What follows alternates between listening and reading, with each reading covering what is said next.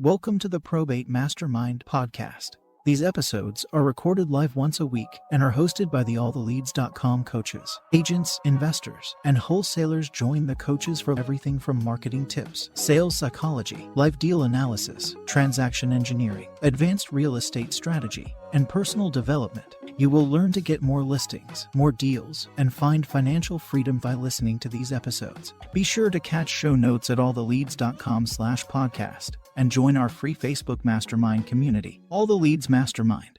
Welcome, dynamic realtors and investors nationwide. Today is Thursday, February 18th, 2021. Before we get started today, guys, we got a full queue, so we can get right to the callers, but we do have an announcement to make. Pretty exciting announcement, I think. 6-7 years ago now, when we started this company, we decided we didn't want to just be a data company. We can just sell you data, but if we don't give you the training and the tools to make sure you're successful with the data, you aren't going to reach your potential if you're successful at all. So we really tried to make this a systems company, and we get great feedback with our training. We've got an awesome full-time coach, Bruce. These role-play calls, we get a lot of good feedback. We've gotten particularly good feedback on the role-play calls, which we've been doing the first Wednesday of every month, and we've gotten such good feedback with them that we decided to discontinue them. Bruce? That's right. We're coming up with a much enhanced program, and I wanted Bruce just to take a brief minute and tell you what we're going to – and this is going to start with the first Wednesday in March. Coming up a week from next Wednesday, the new program's going to start. And Bruce, you want to just give him a real quick summary?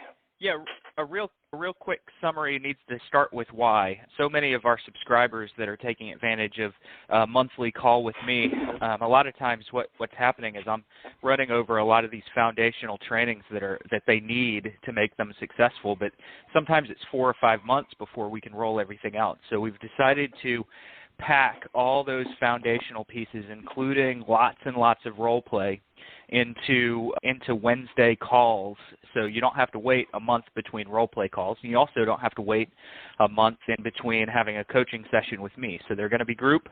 We're going to be teaching you guys all about team building, all about marketing to probate leads, and a whole lot about probate dialogue. I don't want to call them scripts, even though there are some scripts, but dialogue. We're just teaching all the foundations that you need to be successful, and you are pretty much going to be able to get in on one of those classes every week. Awesome. Great improvement. And before you guys, I told the sales team about this about 10 minutes ago, so they have no details. There will be a post at our website, and each and every one of you will be getting an email. We're going to do a system-wide email blast to completely explain the program, and that'll be out well before the first call.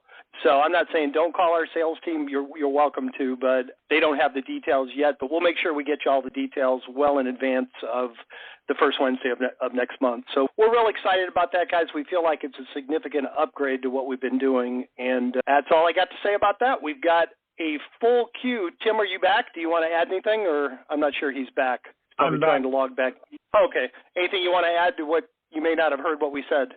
Yeah, I did. I was right back in there. So the only thing I want to add is to just make sure that everyone is well aware that we continue to refine what we're offering, and every time we do it with the eye to improving it and improving your success and all of that. And we've been really diligently working on making sure that we're adding data and adding content and all that sort of stuff, so that what you end up with is even more and more value for the investment you make, not only in the leads that you get, but we know that you're here because we provide you with a system, and we're just increasing the value of the system.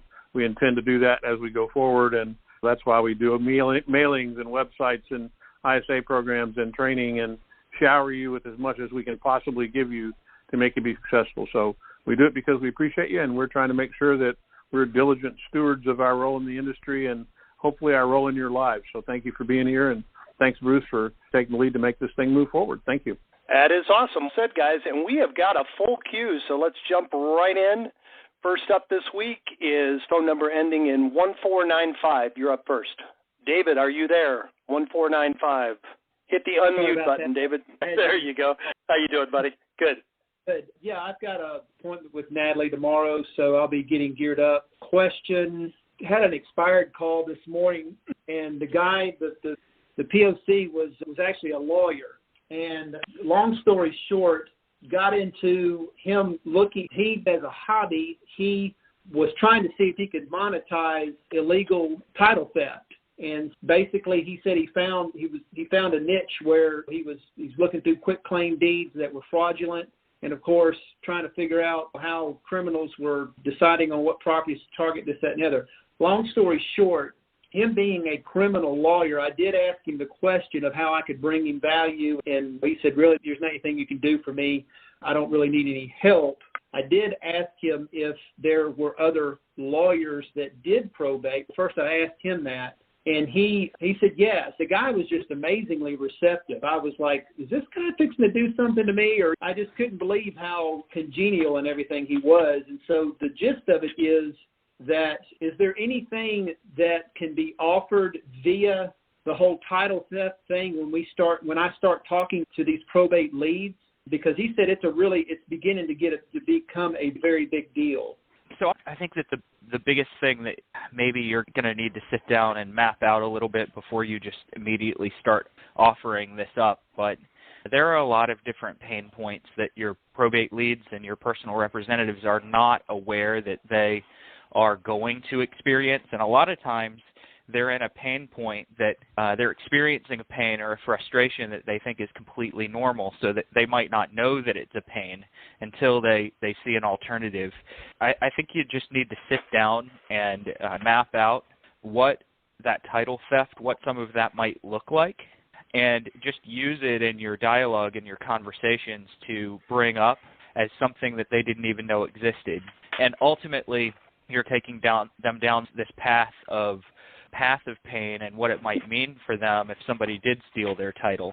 I have no idea how popular it is. This is the first time I've heard anyone really bring it up. It's hard for me personally to give you advice on how to bring it up to a PR. I would just have further conversation and dialogue with this attorney to come up with that.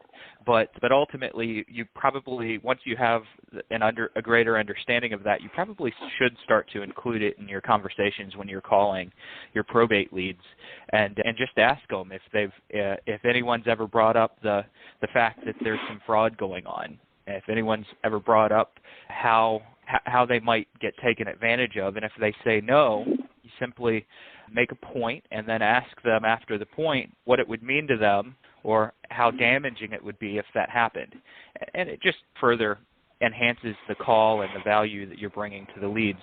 I don't really have any other answer at this point until I dig into it and maybe start to think about what that conversation might be like.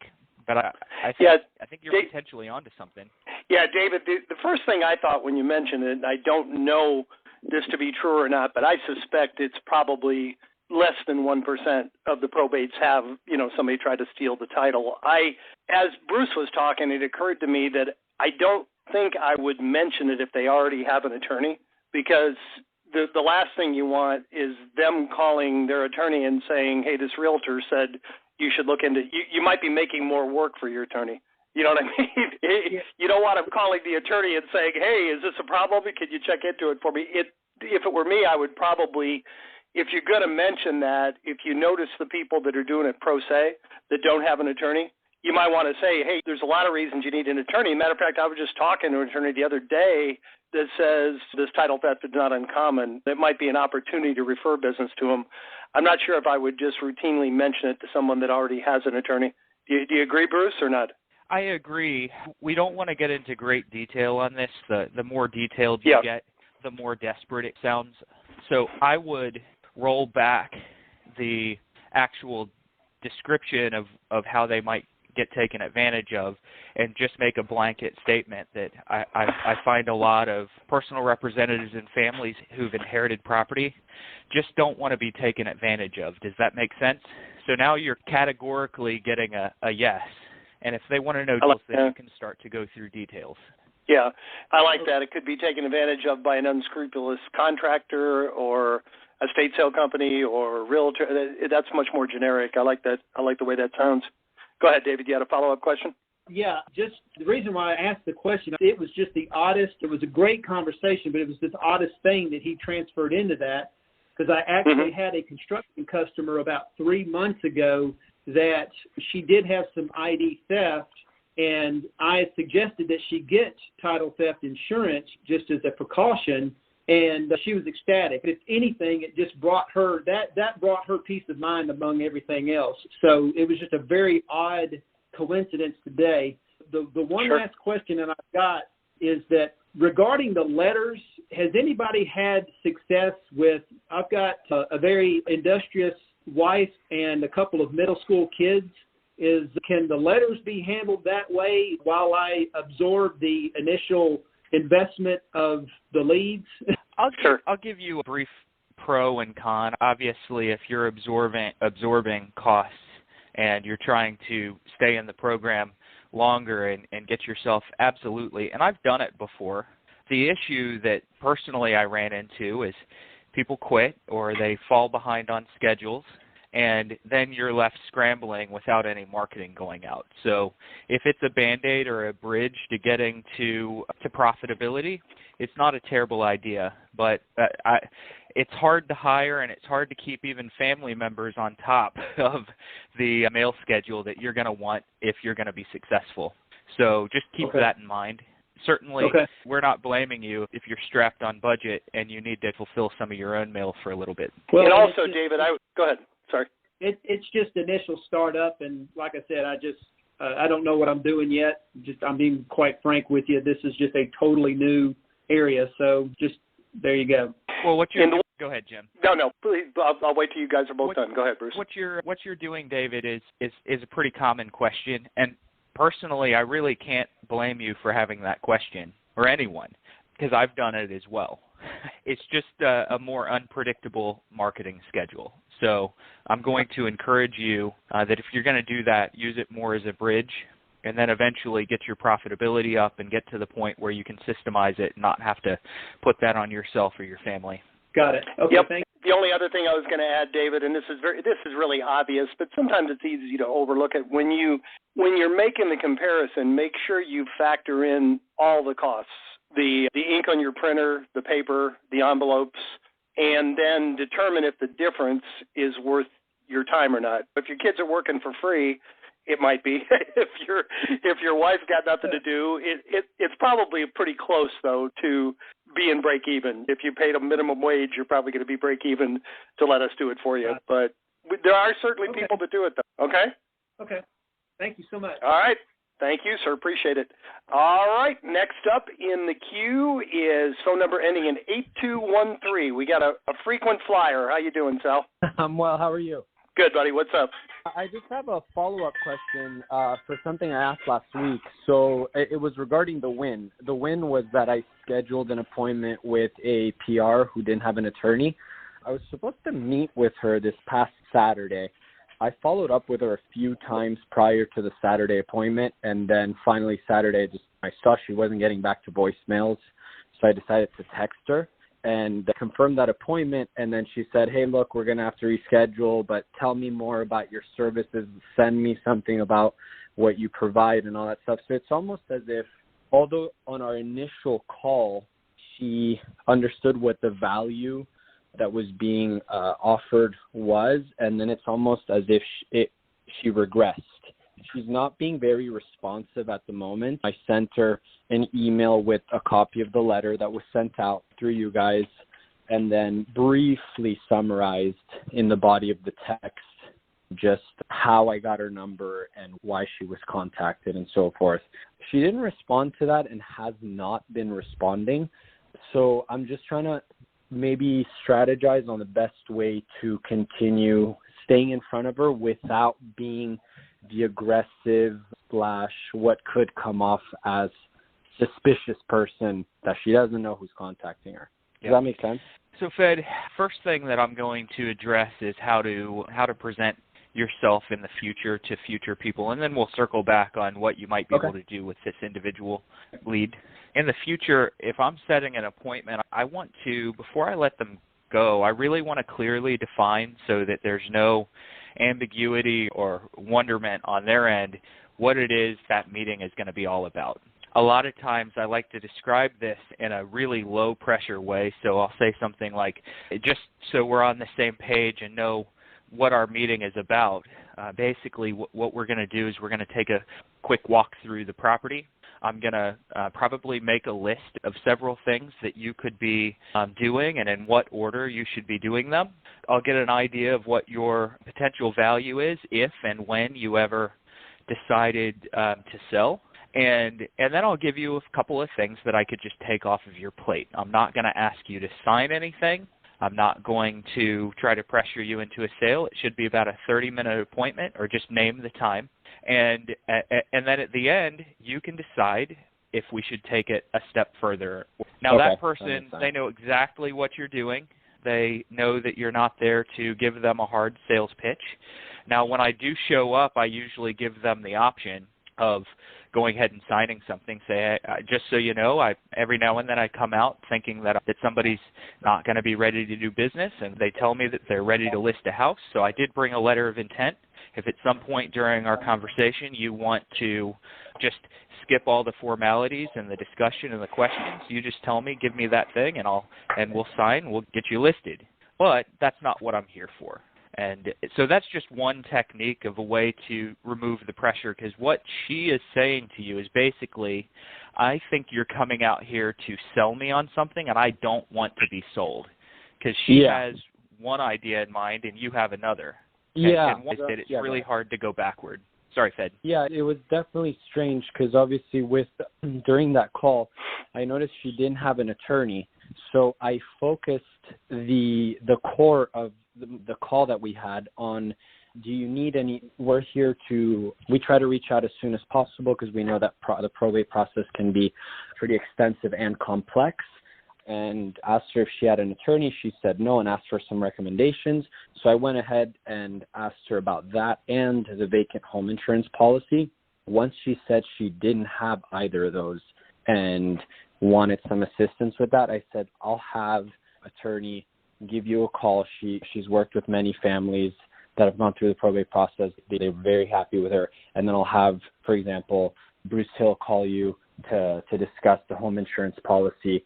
Obviously, feel free to work with whomever you want, whoever you feel most comfortable with. And so then we set up that appointment. And then I said, if anything changes, feel free to give me a call and we can take it from there. So I thought I wasn't as pushy as I probably came off. So I didn't. You were pushy. Okay? If what you just said is what you did, then that doesn't come off as pushy, but it comes off as ambiguous. She didn't know what your meeting was about. And any time that you have an unknown, you're going to start to develop some suspicion out of those questions. Okay. You didn't define clearly enough, and you can correct me if I'm wrong, but it sounds to me like you didn't define clearly enough what you were going to be meeting her about.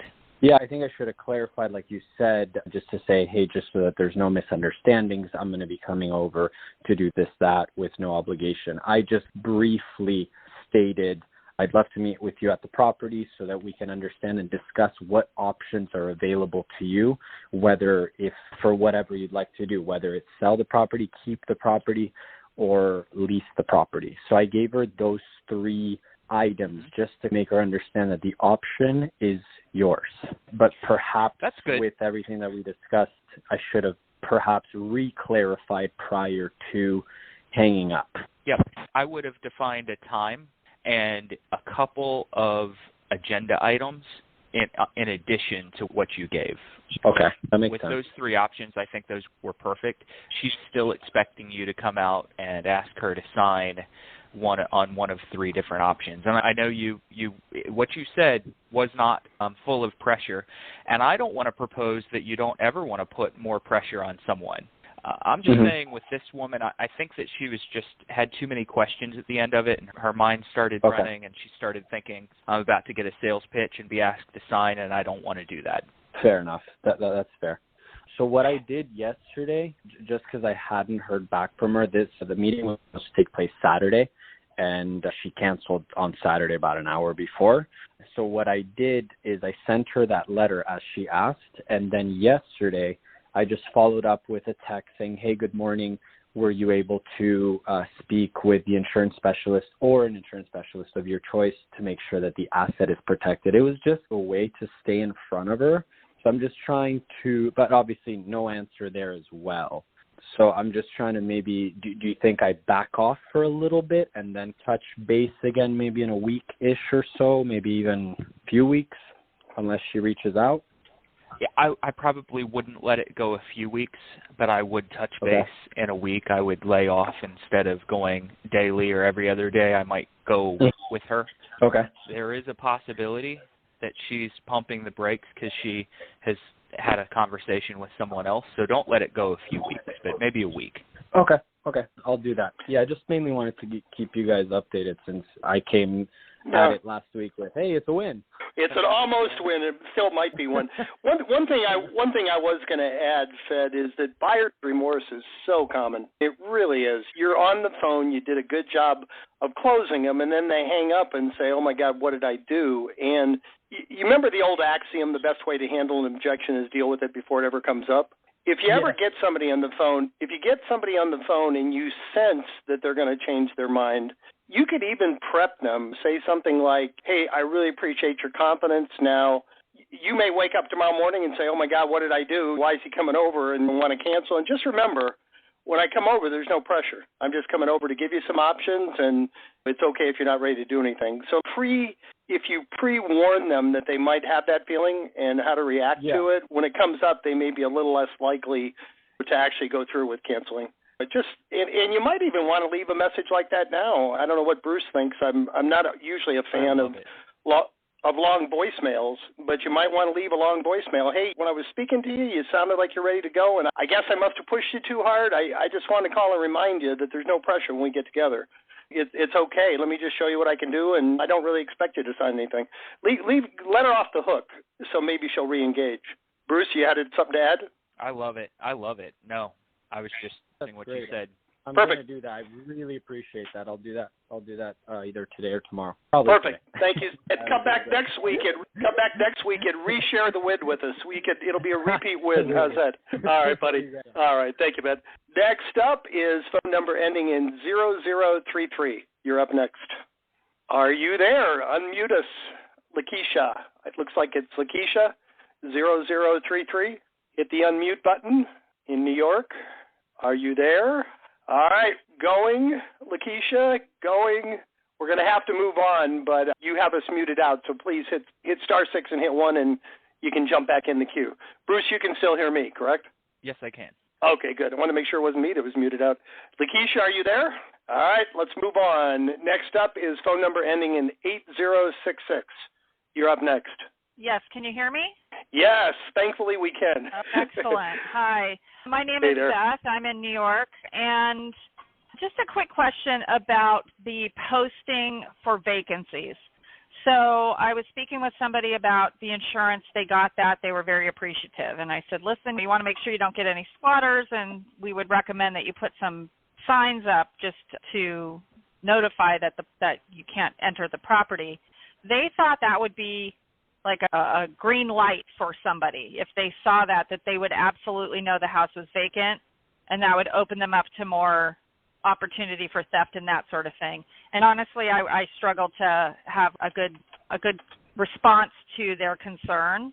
So that's what I'm getting some feedback on from you guys. I'm going to say use that as an opportunity to build rapport.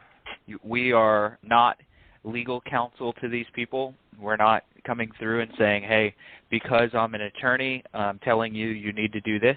We're simply offering options and solutions. And if somebody is not willing to accept or plays, not just playing devil's advocate, it sounds to me like they were rejecting the idea for themselves. I've done my job. I provided a valuable option for them. And I'm just going to say, hey, that's great. I've run into that a few times, and I completely understand. I think I would probably put a no trespassing sign on my house if I was in that scenario. But if you don't want to, you're not going to get an argument from me. Now, if you don't mind if I ask you, and then just go on to something else. Okay. I don't want to give you a rebuttal, because a rebuttal, no matter how good it is, all it's going to prove to them is that you're a better arguer than they are. It doesn't win you any points. Okay. That makes perfect sense. Everybody has a different whatever. Yes, I get it. Thank you. That's said because I personally, I disagree with the premise, because people, no soliciting, no trespassing, it doesn't mean somebody doesn't live there. But if that's their perception, I agree with Bruce, you're not going to change their mind. So I think you'll get that response maybe 1 in 1,000 times. That's a pretty unusual response to that. So that's a great answer, though. I agree. And it also shows you're allowing them to be right, too. People love to be right.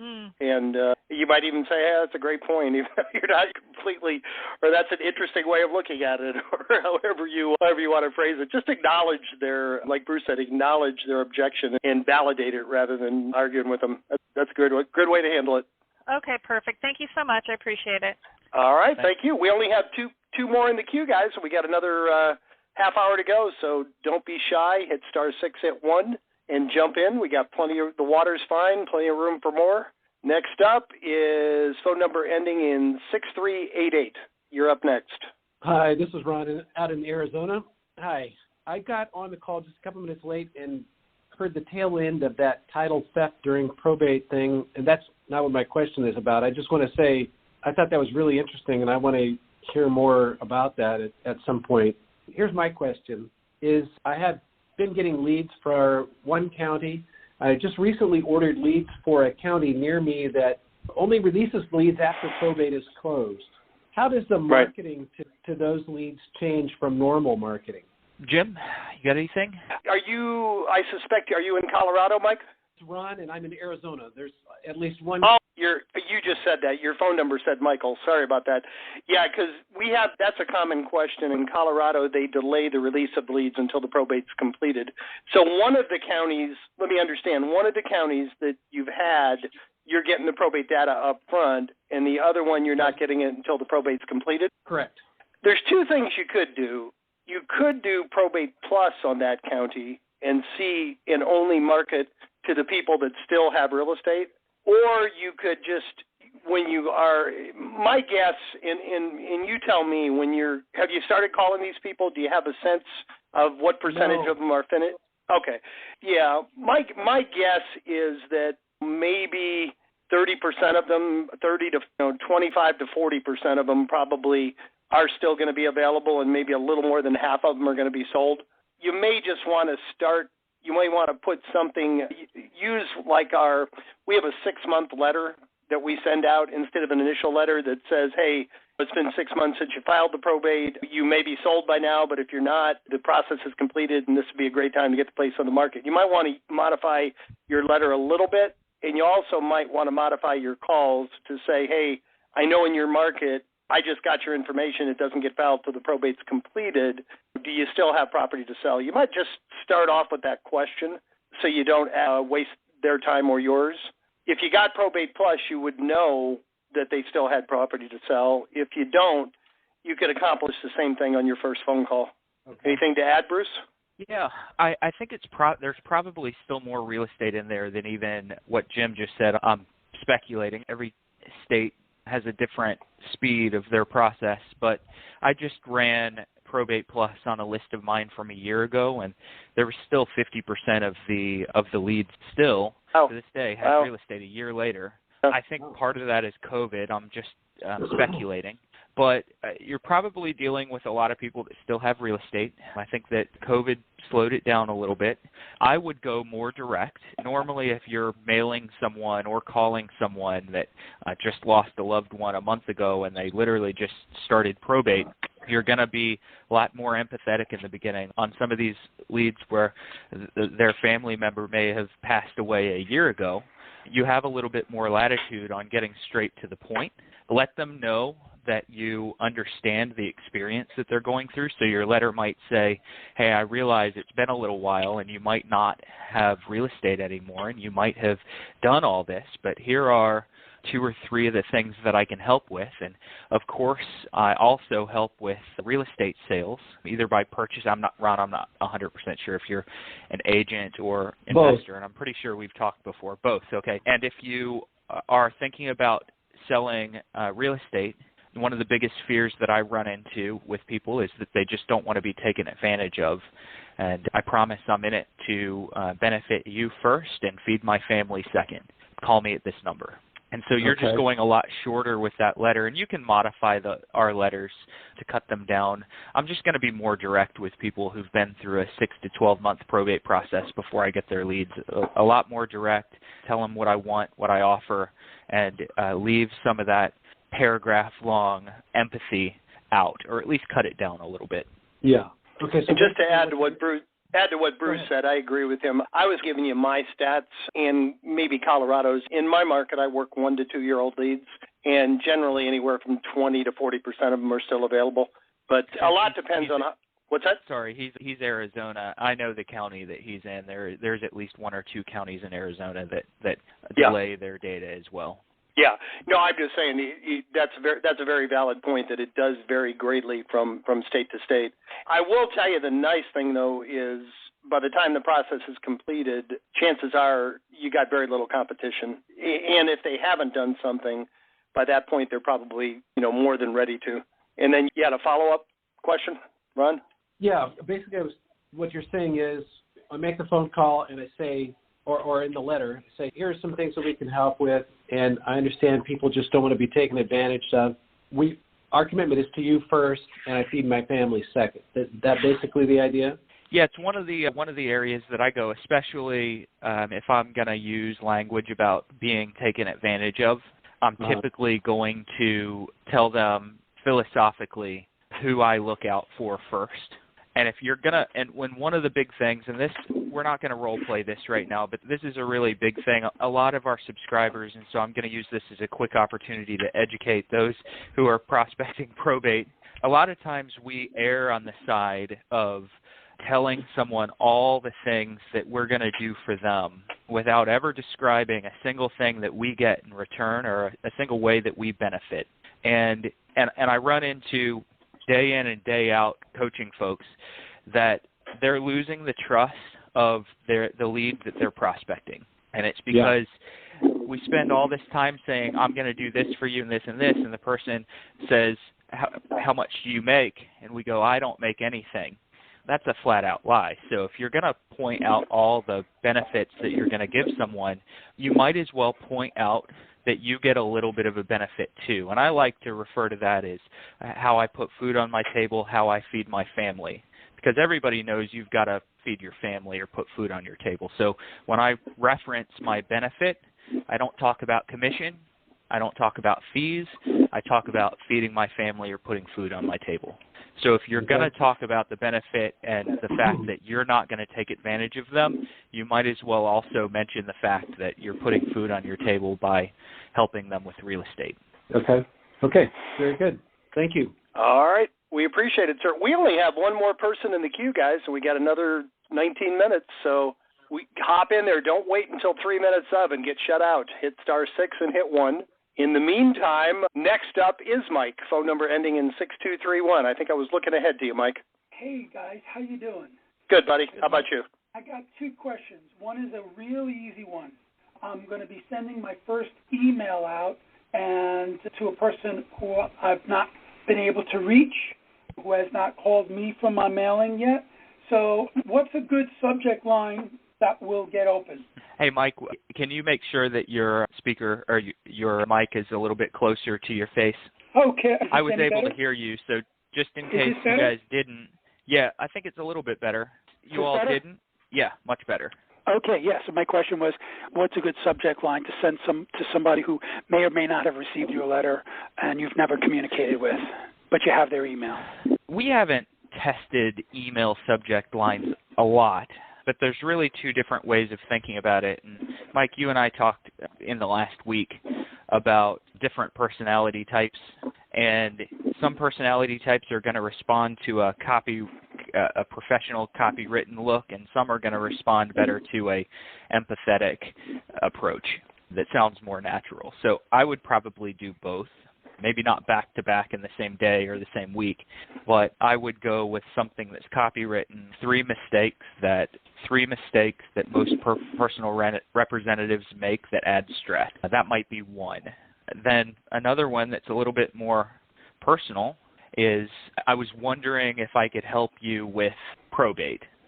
Gosh, Jim, you can chime in here. I'm just thinking of... Came to my mind, and by the way, that is on our plate. Email products and helping you guys with that is on our plate, but it's months down the road. We're not ready to roll it. It's something we are looking at, and we've asked our agents to share with us before. Last time we talked about it, and I thought this was interesting, someone was using a technique that we have suggested that you use with attorneys that makes it look like official correspondence, and just put regarding Arizona probate case number A742356. They said they were getting pretty good luck with that because it looked like an official. The goal of an email is to get it opened. You're not trying to sell yourself. You may want, certainly if you're prospecting attorneys, you want to do that because it looks like an official correspondence. But I don't know. It may not be a bad idea to try something like that with the executors too, and see if it makes them more inclined to open it and read it.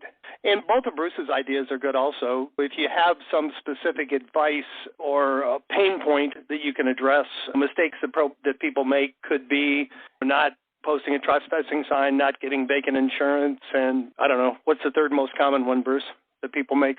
Probate quicksand. Getting stuck in probate quicksand. There's a good one. Don't get stuck in probate quicksand. I like that. So, you can tell this is something we haven't really tested, so I would maybe try all the above. Yeah, back to your point, Jim, that you were making about regarding, I was on that call as well that week, and one of the things that they were also doing was it's regarding the estate of, citing the person's name that is the decedent, and they're the PR. They got to open those emails, and the whole point is exactly that. It is, in fact, just to get them to open it and read it, and if you put that in the subject line, they will open it, they will read it if they're the PR, and they look at their email, and most people who've been made a personal representative are that because they're a responsible person. They do have an email account. They do work. It may not be, we give you more than one, and hopefully the one that we're giving you is theirs. And even if it's not, if it's a relative or if it's anything like that, as long as your message is one of offering assistance, you never want to lead with, I want to buy, I want to list. That's predatory. What you're looking for is to basically exactly what Bruce said, make sure you're showing empathy, and what you're looking for is, I want to help you. I have things that I can help you with, and they're without obligation.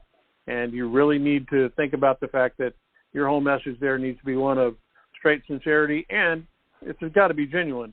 You got to have value. You've got to have people at your disposal that can help them with all of the common problems, and the biggest one of those is if it's a house that's still got the property of the decedent in it, and that's the hardest thing to deal with in most cases, unless, in fact, the person is a hoarder, and that's even harder, but it's still the property of the decedent. So those are the kind of things you have to lead with. But I would not hesitate to do regarding the estate of, and call the person out by name. That's nothing going to get their attention more than that.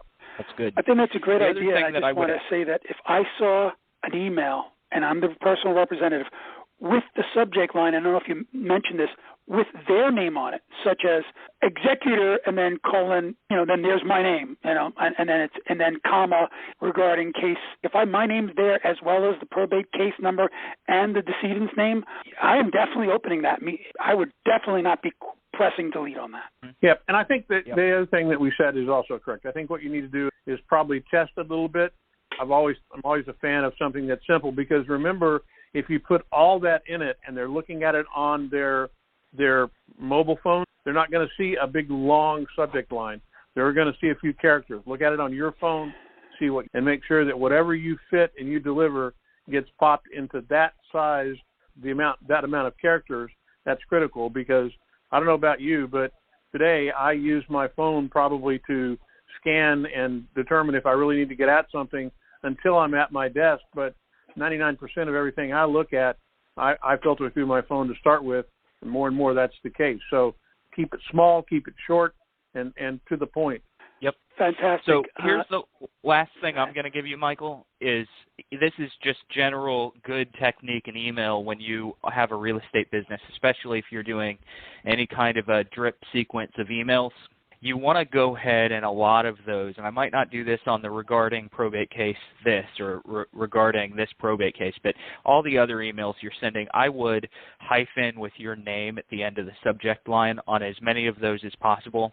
I learned that years ago. I would prospect people that I'd been emailing, and I'd call and I'd say my name and they'd say who. And I'd be like, I know you've been opening my emails for the last year because I'm tracking this. You've been opening my emails, but you don't know me. And that all changed the day that I started putting a hyphen with my name in the subject line. And then I started calling people that I'd never spoken with before, and I'd mention my name, and they'd go, oh, yeah, I know who you are. So anytime you can get your name in the subject line without making it too long of a subject line, it's going to be just another brand touch, even if they don't open the email.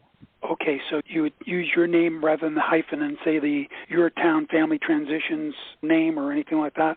You'd rather have your name? Your personal name from Michael Baldini. What about if you're an established investor? I got to believe, and I've experienced it, people will research, and then they're not going to talk to me because they just only think, there's this house buying guy. I'm just looking. I think that ultimately we could guess their motives and what they're thinking all day long, and some people you're going to be absolutely correct on, but any time that I give them a marketing or a prospecting touch, I want them to hear my name because there's going to come a point when they need service, and I want them to know my name. And so that's why I'm putting my personal name in email subject lines. That's why I'm putting my name into voice messages. Anytime I can deliver my personal name, I'm going to do it because I need them to know who I am when they're ready. They might not know all my services. They might not have opened my emails, but at least they've seen my name. Great. And this is not with a subject line having to do with probate file number, correct?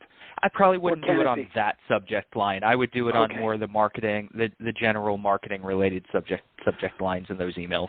All right. Super. Just remember one other thing. You're talking about the probate file number, and you said that a couple times. And I will say that, in my opinion, the person's name for whom they are the executor is going to get their attention more than probate file name from a terminology standpoint. If they see Joe Bob Smith in an email subject line and they know they're responsible for Joe Bob, that's going to jump off the page at them.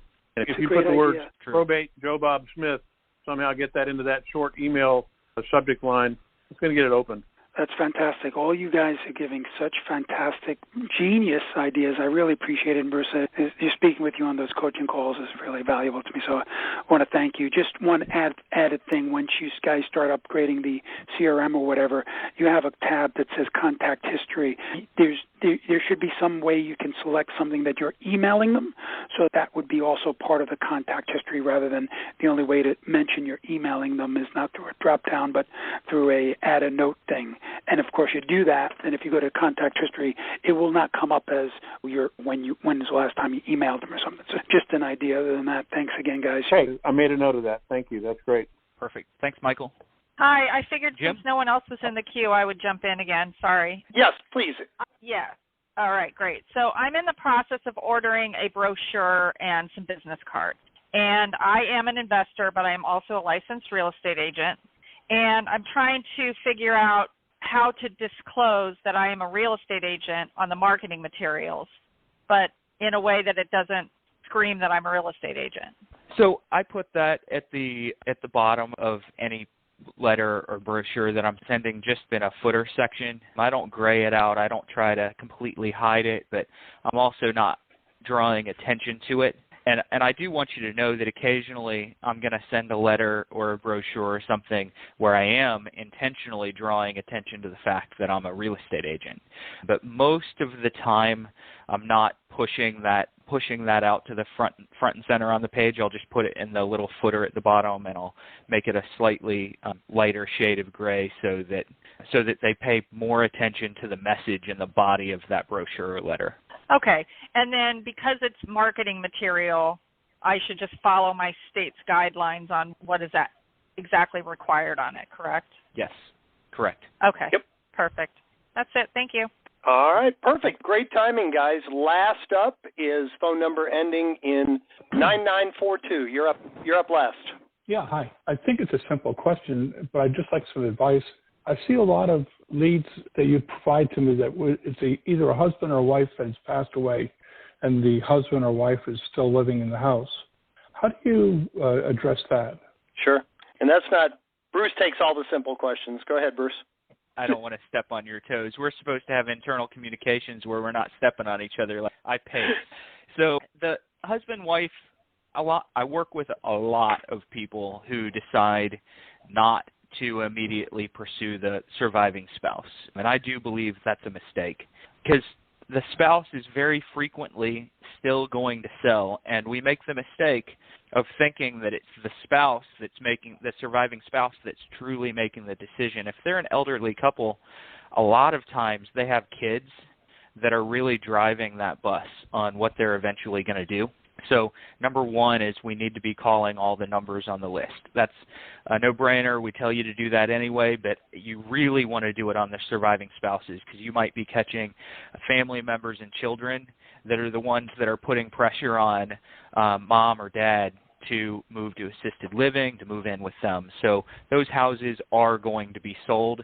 They might take a little bit longer than your average probate to sell the real estate, but a lot of times they are. And I can tell you because I work with you guys and I hear the number of people that don't call surviving spouses, I can tell you that your competition is bottomed out on surviving spouses.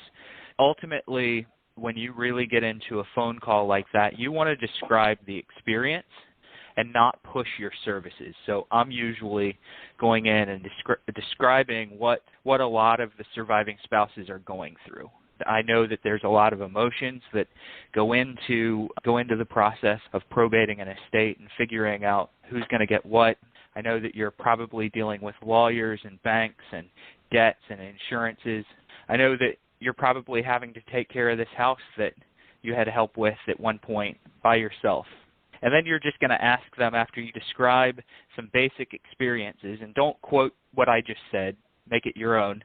You're just going to ask someone if that sounds synonymous or similar to their experience.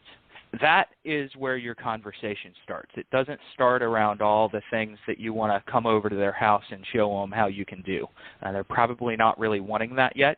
They just want to know and feel understood. So when you call them, make them feel understood by saying a lot of the people that I work with are going through this and this. And that should kickstart the conversation and kickstart the relationship. And if you find out that they're probably going to have to sell, by all means, set an appointment. But otherwise, it's just a little bit of a longer, nurturing relationship, and they really do appreciate it. We call surviving spouses all the time, and they're not angry. Yes, they're sad, but we're not pushing ourselves as car salesmen or, let me say, sleazy salespeople on that surviving spouse. We're really going in with a softer approach and describing some of the job that they have on their plate and asking them if it sounds familiar. Yep. And what I would add to that, I would put virtually 100% of them in my sphere of influence and just check with them every month or every few months.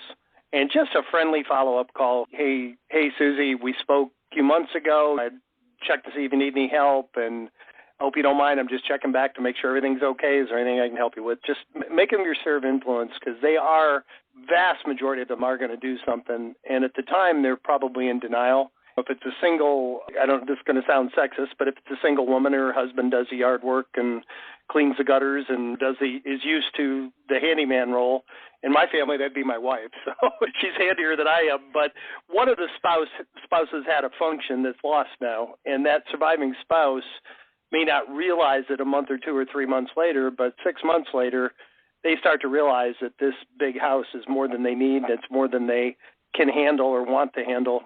So even if they aren't getting the pressure from the kids, which they normally are, a vast majority of them are going to come to that decision to sell. And you just want to have them like a past client in your sphere of influence. So talk to them occasionally. I don't know. Use your own judgment. If you think they're going to sell in a year, I'd call them every 3 months. If you think they're going to sell in 6 months, I'd probably call them once a month. And just do that follow-up call to see if anything's changed. And just be real, tread lightly, but be as helpful as possible, Bruce said. Okay. Yeah. Another question quick that came up while you were talking about these people with emails. Do you have email templates? Not yet. Coming attraction. That's on me. Coming attraction. We are working on it, but no, we don't right now. We've asked, matter of fact, it's a good opportunity to ask again, if any of y'all are doing well with emails, please share with us, because that's how we get some of our best ideas. It's something that we haven't really worked on or tested yet. But if you have a successful email, something that's working for you, let us know, please. Okay. All right, sir. Thank you.